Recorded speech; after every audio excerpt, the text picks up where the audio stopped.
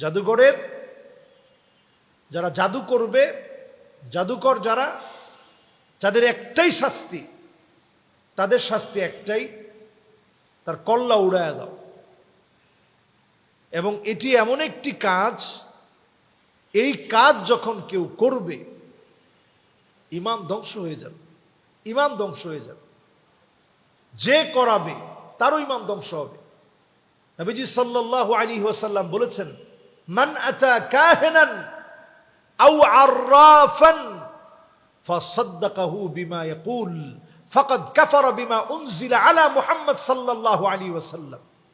এই ধরনের কোন জাদুকরের কাছে কেউ যদি যায়, জাদুকরের নিকট গিয়ে যদি কেউ আশ্রয় চায়, কেউ যদি বলে যে আমি উমুকের ক্ষতি করতে চাই, উমুকের ক্ষতি সাধন করতে চাই, উমুকের ক্ষতি আমার চোখ দিয়ে দেখতে চাই, নবী সাল্লাল্লাহু আলাইহি ওয়াসাল্লাম বলছেন, ফাকাদ কাফারা বিমা উনজিলা আলা মুহাম্মদ সাল্লাল্লাহু আলাইহি ওয়াসাল্লাম, নবীজির উপরে যা অবতীর্ণ হয়েছে পুরো কোরআনকে সে অস্বীকার করে ফেলল। মাআযাল্লাহ। এই মারাত্মক বিষয় বিশ্বব্যাপী এতটা ভাইরাল হয়ে গিয়েছে, সেহের আসওয়াদটা এতটা ভাইরাল হয়ে গিয়েছে, কালো জাদু। এখন এটা ওপেন করতে কেউ ভয় পায় না। পৃথিবীর নাম করা কোনো ফুটবলারের নাম নিয়েও কালো জাদু করতে কোনো ভয় কেউ এখন পায় না, এতটাই বেড়ে গিয়েছে। তার মানে শয়তানি চক্রান্ত কতটা বেড়ে গিয়েছে এটা বোঝানোর জন্য আপনাদেরকে আজকে এটা বলছি। এজন্য আমি মুমিন, সুস্থ থাকার জন্য প্রতিদিন যেমন আমি খাদ্য গ্রহণ করি, নিজের ঈমান ঠিক রাখার জন্য যেভাবে আমি আল্লাহর হুকুম আহকাম মেনে চলি, 5 ওয়াক্ত সালাত আদায় করি, আমার আপনার প্রত্যেকের দায়িত্ব হচ্ছে নিজেদেরকে কালো জাদু থেকে বাঁচাতে আমাকে এমন কিছু আমল শেখা উচিত যে আমলগুলো প্রতিনিয়ত করবেন, প্রতিনিয়ত পড়বেন। আস্তাগফিরুল্লাহ আস্তাগফিরুল্লাহ আস্তাগফিরুল্লাহ। মান লাজিমাল ইস্তিগফার জাআলাল্লাহু লাহু মিন কুল্লি দাইকিন মাখরাজা ওয়া মিন কুল্লি হাম্মিন ফারাজা ওয়া ইয়ারযুকুহু মিন হাইসু লা ইয়াহতাসিব। আপনি যদি অধিক পরিমাণে ইস্তিগফার পড়েন, আল্লাহ তাআলা এই দুশ্চিন্তা থেকে মুক্তি দান করবেন। আজকেও আমার এক মুসল্লি আমি যখন ঢুকতেছিলাম, একজন মুসল্লি আমাকে বলতেছে, হুজুর রাতে আমি ভয়ঙ্কর ভয়ঙ্কর স্বপ্ন দেখি, বিগত অনেক দিন ধরে এটা আমার হচ্ছে। এই যে আমাদের অবস্থা এখন, আমরা প্রতিনিয়ত নানা রকমের জাদু টোনা তাবিজ, এমনকি কালো জাদুর প্রভাবে পড়ছি। বাঁচার জন্যে ইস্তিগফার বেশি বেশি পড়েন, প্রতিদিন দরুদ শরীফের আমল প্রতিদিন বেশি বেশি পড়তে থাকেন। এরপর অধিক পরিমাণে লা হাওলা ওয়ালা কুওয়াতা ইল্লা বিল্লাহ বেশি বেশি পড়তে থাকেন। আর লা ইলাহা ইল্লা আনতা সুবহানাকা ইন্নী কুনতু মিনাজ জালিমিন, 4 নাম্বার এই আমলটা করতে থাকেন। ফাস্তাজাবনা লাহু ওয়া নাজ্জাইনাহু মিনাল গাম ওয়া কাযালিকা নুনজিল মুমিনিন। আপনাকে আমাকে আল্লাহ তাআলা অবশ্যই যেইভাবে ইউনুস আলাইহিস সালাতু ওয়াস সালামকে মাছের পেট থেকে আল্লাহ তাআলা মুক্তি দিয়েছেন, আপনাকে আমাকে মুক্তি দিবেন। আল্লাহ রাব্বুল আলামিন কোরআনুল কারীম এই কথা বলেছেন। আল্লাহ তাআলা মুক্তি দিবেন, এই বিশ্বাস রেখে পড়তে থাকেন। এই দোয়ার মধ্যে 3টা পার্টস রয়েছে। 1 নাম্বার লা ইলাহা ইল্লা আনতা, এটা হচ্ছে তাওহীদ।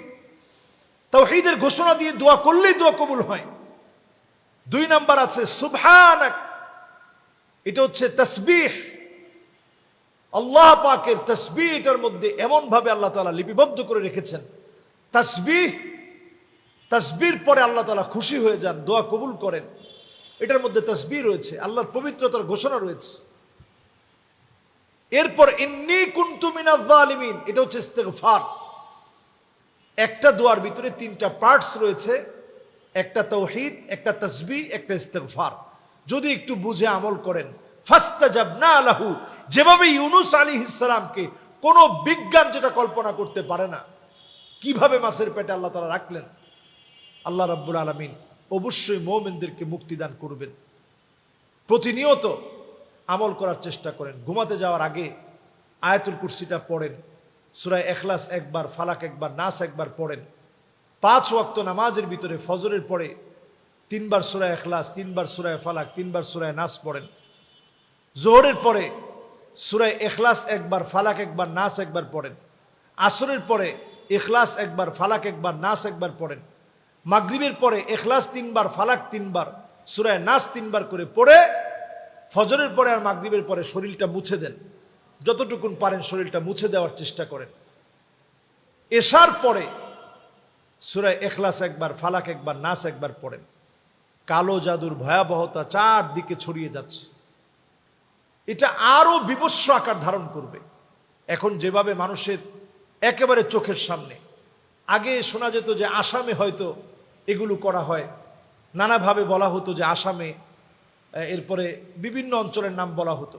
এখন পেরুতে পর্যন্ত প্রকাশ্যে তারা এই কালো জাদু মানুষের চোখের সামনে করছে। মাআযাল্লাহ, এই ধরনের মানুষকে ধ্বংসের দিকে ঠেলে দেওয়ার এই অস্ত্রগুলো মানুষ এখন প্রকাশ্যে নিয়ে আসছে। এদেরকে শাস্তির আওতায় যেমন আনা উচিত, আমাদের দেশেও যখন এ ধরনের কর্মকাণ্ড কেউ করবে, মানুষকে ক্ষতি করার চেষ্টা করবে, চিহ্নিত এই সমস্ত ব্যক্তিদেরকে শাস্তির আওতায় আনা দরকার। এরা মানুষের ঈমান ধ্বংস করছে, যারা যাবে তাদের ঈমানও ধ্বংস হবে।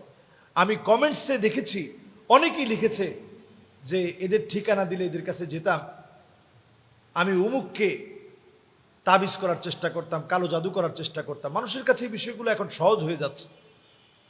এগুলো ঈমান ধ্বংস করে দেয়।